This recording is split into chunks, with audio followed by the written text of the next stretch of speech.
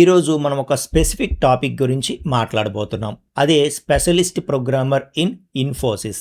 Okay. So జనరల్‌గా Infosys off campus conduct చేస్తూ ఉన్నప్పుడు మనకి ఎలా ఉంటుంది 4,00,000, 5,00,000 ప్యాకేజ్ ఉంటుంది కదా! సో కానీ ఈ స్పెషలిస్ట్ ప్రోగ్రామర్ అని చెప్పి స్పెషల్‌గా మనకి డ్రైవ్స్ కండక్ట్ చేస్తూ ఉంటారు.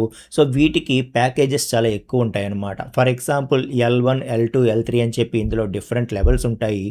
L1కి మనకి 10 LPA నుండి స్టార్ట్ అవుతుంది. L2కి 16 LPA నుండి స్టార్ట్ అవుతుంది. L3కి 21 LPA నుండి స్టార్ట్ అవుతుంది. సో వీటికి మనం నార్మల్ సర్వీస్ బేస్డ్ కంపెనీకి ప్రిపేర్ అయినట్టుగా ప్రిపేర్ అవ్వకూడదు. చాలా హార్డ్ వర్క్ చేయవలసి ఉంటుంది. ఓకే. సో సార్ మాకు టైం ఉంది, మేము దాన్ని టార్గెట్గా పెట్టుకుంటాం, మాకు క్లియర్ గైడెన్స్ ఇవ్వండి అంటే ఈ వీడియో లాస్ట్ వరకు చూడండి. సో లేదు నేను బేసిక్ ప్రోగ్రామర్ రోల్స్కే నేను ట్రై చేస్తాను, నేను అంత అడ్వాన్స్ లెవెల్కి వెళ్ళను అని అనుకుంటే ఈ వీడియో మీరు ఇక్కడితో స్టాప్ చేసి వెళ్ళిపోవచ్చు. ఇది ఒక నార్మల్ ప్రోగ్రామర్ రోల్ లాగా అయితే ఖచ్చితంగా ఉండదు. ఎందుకంటే ఇన్ఫోసిస్ ఏమని చెప్తోందంటే వాళ్ళ టోటల్ ప్రోగ్రామర్స్ ఎవరైతే ఉంటారో అందులో టాప్ 1%, టాప్ 2%లో ఈ స్పెషలిస్ట్ ప్రోగ్రామర్స్ ఉంటారు. అంత హై లెవెల్ స్కిల్స్ వీళ్ళ దగ్గర ఉంటాయి. అలాంటి వాళ్ళు మాత్రమే ఈ రోల్లో మేము తీసుకుంటాము, అలాంటి వాళ్ళకి మాత్రమే ఈ అవకాశం ఇస్తాము అని చెప్పి చెప్తూ ఉన్నాయి. ఓకే. సో మరి అటువంటి రోల్కి మనం సెలెక్ట్ అవ్వాలి అంటే మన యొక్క రోడ్ మ్యాప్ ఏ విధంగా ఉండాలి అంటే ఫస్ట్ అయితే ఒక programming language deep level knowledge ఉండాలి. Okay. So Java, Python, C++ అన్నీ సెలెక్ట్ చేసుకొని అన్నీ సగం సగం నేర్చుకొని వదిలేయకుండా ఏదో ఒక్కటి సెలెక్ట్ చేసుకోవాలి. ఇంకా దాని అంతు చూసేయాలన్నమాట. ఎండ్ టు ఎండ్ ప్రతిదీ నేర్చుకోవాలి. ఓకే. సో ప్రతి కాన్సెప్ట్ మీద వీలైనన్ని ఎక్కువ ప్రోగ్రామ్స్ మీ ఓన్గా మీరు డెవలప్ చేయడం ప్రాక్టీస్ చేయాలి.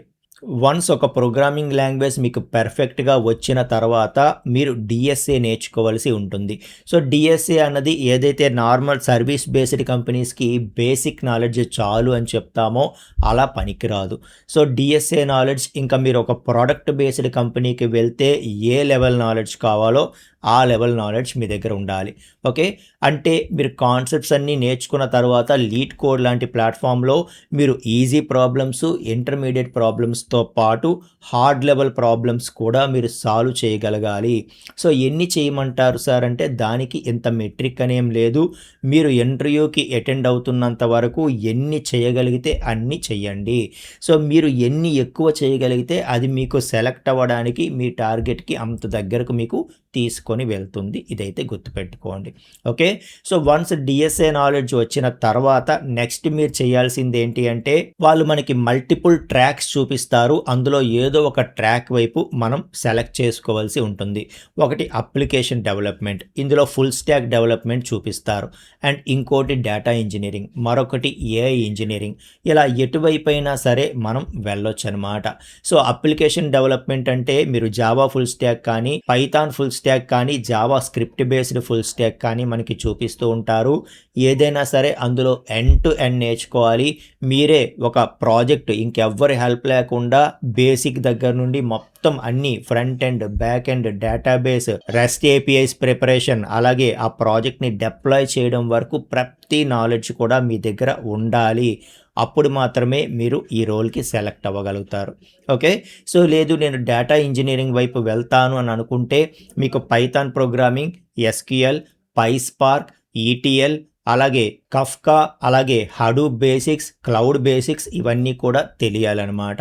అదే మీరు ఏఐ ఇంజనీరింగ్ వైపు వెళ్ళాలనుకుంటే మీకు పైథాన్ ప్రోగ్రామింగ్ రావాలి. దానితో పాటు మెషిన్ లెర్నింగ్, ఎన్ఎల్పి బేసిక్స్ మీకు తెలియాలి. ఎల్ఎల్ఎమ్స్, అలాగే లాంగ్చాన్, ర్యాగ్, అలాగే ఏదైతే ఎంసిపి వీటన్నిటి గురించి చాలా స్ట్రాంగ్ నాలెడ్జ్ అనేది మీ దగ్గర ఉండాలి. వీటితో పాటు కొన్ని రిసోర్సెస్ ఏం చెప్తున్నాయి అంటే ఏవైతే కోర్ సబ్జెక్ట్స్ ఉంటాయో కంప్యూటర్ సైన్స్వి అవి మనకి డిబిఎంఎస్ కావచ్చు, కంప్యూటర్ నెట్వర్క్స్ కావచ్చు, ఆపరేటింగ్ సిస్టమ్స్ కావచ్చు, ఎలాంటి సబ్జెక్ట్స్ నుండి కూడా మనకి బేసిక్ క్వశ్చన్స్ అడుగుతారు. కాబట్టి ఆ సబ్జెక్ట్స్లో కూడా ఏవైతే ఇంపార్టెంట్ టాపిక్స్ ఉంటాయో వాటిని ఒకసారి రివ్యూ చేసుకుంటూ వెళ్ళండి.